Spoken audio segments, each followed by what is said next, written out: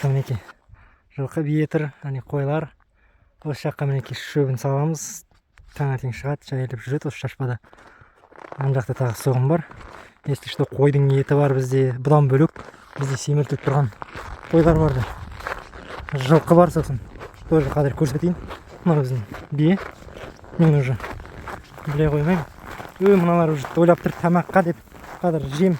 Осы мал жайлайтын кез ғой примерно. Мал жайлап уже ойлап тұрмын, мына есікті ашып кіргізейін деп жатыр деп. Шөп салған жоқпын әлі. Таңертең ана мұзға секірем деп құладым, аяғым ана жаққа кіріп кетті өзім. Таңертең ол кімге қызық дейсіңдер. Қазір мінекей мынаның ішінде қойлар бар. Мінекей байқаңыздай. Тоқтылар нормальный состояниялары. Сол қанша 10 шақтыдай семіртілулі тұр. Хабарлассаңыздар болады.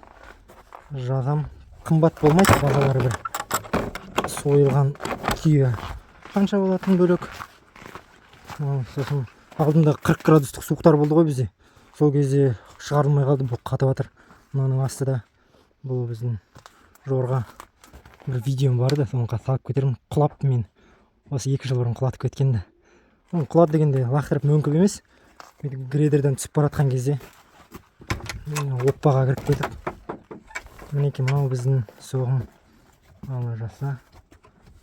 Мына жер енді қараңғылау. Мынау семірт, мынау мен жаңа қойылды. Бұл енді кішкене арықтау бака. Мінекей анау уже кішкене тұрған. Нормальный мынау. Сол. Енді если что, номерін жазып кетемін ғой.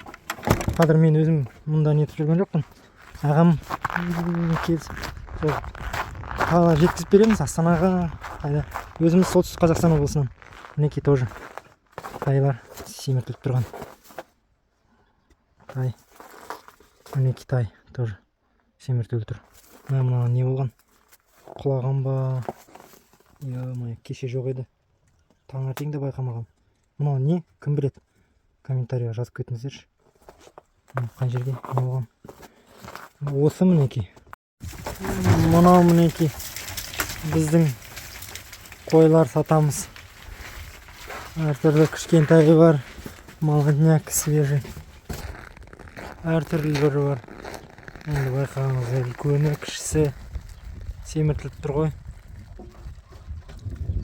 Қандай әп-әдемі. Хабарласыңыздар. Петропавл, Астана.